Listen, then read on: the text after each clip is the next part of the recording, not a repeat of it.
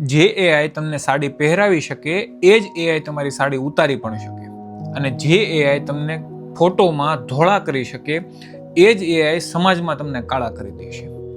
ખાસ વિનંતી છે બહેનોને કે આ જે એઆઈનો ટ્રેન્ડ ચાલે છે ને, કે ફોટો અપલોડ કરીને સાડીનો, ગિમ્બલીનો, આનો તેનો, તમારા પર્સનલ ફોટોઝને ત્યાં ન મૂકો. અને આ વિનંતી ખાલી ભણેલી બહેનોને નથી કરતો, એને બધાને બધી ખબર જ છે.